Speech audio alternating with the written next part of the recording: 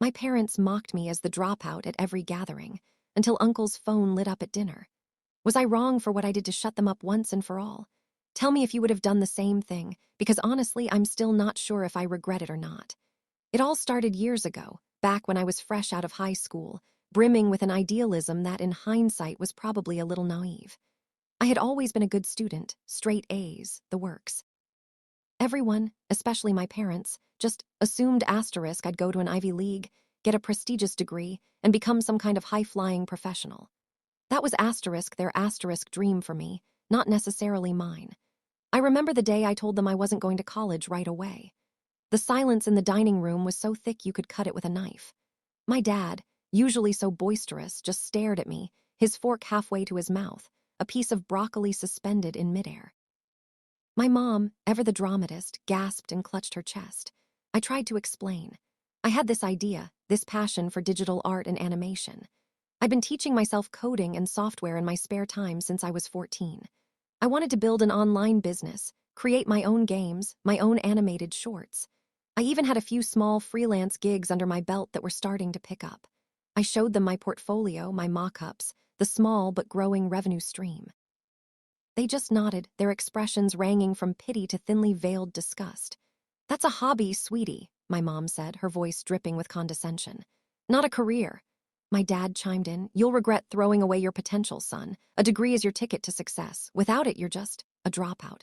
And thus the label was born. The Dropout. It wasn't just a label. It was a weapon they wielded at every single family gathering, every holiday, every casual Sunday dinner. It started subtly at first. "Oh, Sarah's off to medical school, so proud. And you, dear, still playing on your computer." My grandmother, bless her heart, would try to intervene. Now, he's a very talented young man." But my parents would just wave her off with a dismissive hand, a knowing, pitying look on their faces. As the years went by, the digs became more direct, more cutting. My cousins, all successful in their traditional careers, would get praised to high heaven. "Mark just got promoted to senior architect. Jessica's law firm is expanding." And then the inevitable segue to me. "And then there's my name. Still working on those computer things. We keep telling him to go back to school, but he just won't listen." They'd sigh dramatically, as if my very existence was a source of profound disappointment. I'd try to explain my progress, my growing client base, the fact that I was actually making a decent living, far more than some of my college graduate friends who were saddled with student debt. But they weren't listening. They had already written my narrative. The dropout, the failure, the one who squandered his potential. It wore on me. Every family event became an exercise in emotional endurance. I'd dread Thanksgiving, Christmas, even casual birthdays, knowing I'd be subjected to their thinly veiled insults and the sympathetic, yet ultimately judgmental, glances from other relatives. I even started avoiding some gatherings, making excuses, but that only fueled their narrative. "See, he's ashamed. He knows he messed up." The truth was, I wasn't ashamed of my work. I was incredibly proud of what I had built from the ground up, all by myself, with no fancy degree or connections. I was working harder than anyone I knew, often pulling all-nighters, teaching myself new skills constantly, networking online, and building a reputation in a rapidly evolving industry.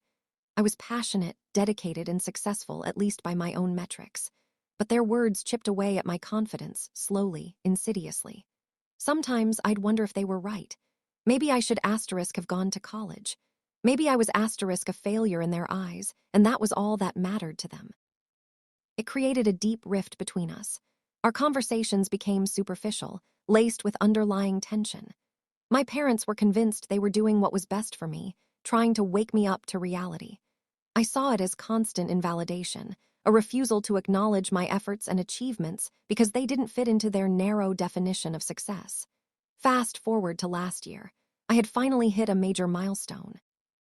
After years of hard work, sleepless nights, and pouring every ounce of my passion into it, my independent game studio released its first major title. It wasn't an overnight sensation, but it garnered critical acclaim, a dedicated fan base, and most importantly was generating significant revenue. My company, which I had started alone in my bedroom, was now a legitimate business with employees. I had gone from a hobbyist to a CEO, even if it was a small, independent studio. I hadn't told my parents the full extent of my success. Why bother? They wouldn't understand. They'd probably just say I got lucky or that it wasn't real success because it didn't come with a diploma. So I kept it quiet, for the most part, only sharing vague updates that I was still working on my computer stuff. The big family dinner that night was for my cousin's engagement. Everyone was there: aunts, uncles, cousins, grandparents.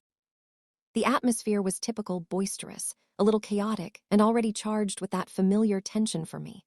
My parents were in fine form, beaming about my cousin Sarah, who had just gotten into a prestigious residency program. "Our Sarah a doctor, imagine that," my mom gushed, looking pointedly at me. My dad chuckled. "Not everyone is cut out for the rigors of academia, I suppose. Some prefer simpler paths." The simpler paths was clearly aimed at me. I tried to just smile and nod, focus on my plate, and let it all wash over me. I had developed a thick skin over the years, but sometimes it still stung. This time, my Uncle Mark, who usually stayed out of the fray, decided to join in. He's a good guy, but a bit traditional, and always seemed to side with my parents' views on education. "So, my name," he began. "Heard you're still doing your computer games. Any luck getting a real job yet?" It's never too late to enroll in community college, you know. That was it. That was the straw that broke the camel's back. All the years of snide remarks, the dismissive looks, the constant belittling, it all bubbled up inside me. I was tired of being the dropout. I was tired of being invalidated. So that's the situation I was in, and I had to make a choice.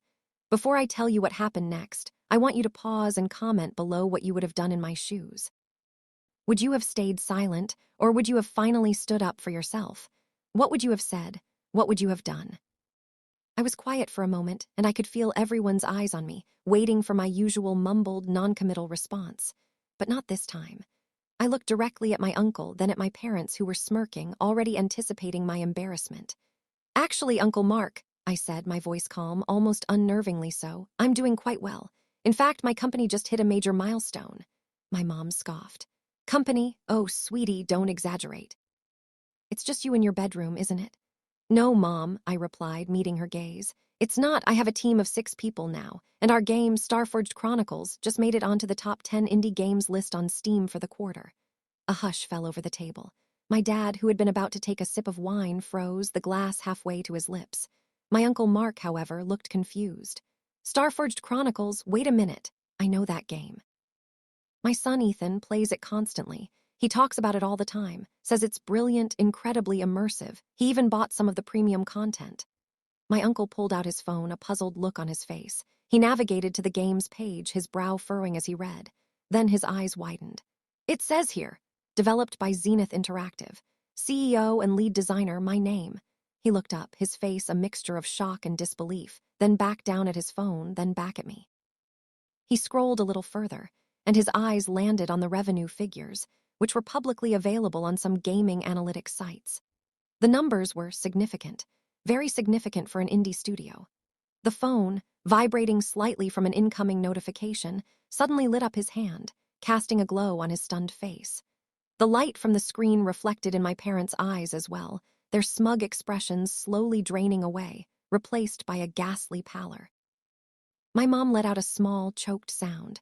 My dad's wine glass clattered against the table, spilling a little red liquid onto the pristine white tablecloth. It was a small detail, but it was incredibly satisfying in that moment. "Top 10 indie game, and the revenue figures are impressive," Uncle Mark mumbled, looking utterly flabbergasted. He glanced at my parents, whose faces were now frozen in a mixture of horror and dawning realization. It was as if a giant spotlight had just been turned on, illuminating their hypocrisy for everyone to see. My cousin Sarah, the doctor-to-be, leaned forward, genuinely interested. "Wait, asterisk that Starforged Chronicles. Ethan is obsessed. I didn't know you made that my name. That's amazing." Other relatives started murmuring, some pulling out their own phones to verify. The atmosphere had completely shifted. The pitying glances were gone, replaced by looks of genuine surprise and respect. My parents, who had always thrived on being the purveyors of my failure, were now utterly speechless. Their faces were flushed, their eyes darting around the table, avoiding everyone's gaze, especially mine. The silence that followed wasn't the tension-filled silence I was used to. It was a stunned, almost reverent quiet. I let it hang in the air for a moment, savoring the taste of vindication. "Yes, Uncle Mark," I said, finally breaking the silence, my voice still calm. "That's Starforged Chronicles. It turns out, a dropout can build a pretty successful company doing what he loves without a fancy piece of paper. I then turned to my parents, a small, knowing smile playing on my lips. And for the record, I actually earn quite a bit more than many doctors and architects with a lot less debt. My mom gasped again, this time not dramatically, but in genuine shock. My dad just stared at me, his mouth slightly agape, looking like he'd seen a ghost. The rest of the dinner was a blur of apologies from Uncle Mark, excited questions from my cousins about the game, and my parents remaining unnaturally quiet, their usual boasting completely deflated. They tried to save face a few times, mumbling something about always believing in my talent, but it was too little, too late. Everyone had seen their true colors. The aftermath was interesting. My parents tried to mend fences, but it was awkward. They congratulated me, though their congratulations felt forced, tinged with a bitterness that only I could perceive. They never called me the dropout again. Not to my face, anyway. Family gatherings became less stressful for me, as the focus shifted from my supposed failures to my undeniable success. It was liberating, in a way, to finally be seen for who I was, not for what they wanted me to be. The moral of the story, I suppose, is to always trust your gut, pursue your passions, and define success on your own terms. Don't let anyone else's narrow-minded views dictate your worth. My parents eventually came around, or at least, they learned to respect my choices, even if they didn't fully understand them. It wasn't about the money for me. It was about the validation, about finally being acknowledged for the hard work and dedication I poured into something I truly believed in. So that's my story. I stood up for myself and it changed everything. I'm glad I did it. Like this video if you were on my side. Subscribe for more stories like this and share your final thoughts on this whole mess in the comments section. I'll see you all in the next story.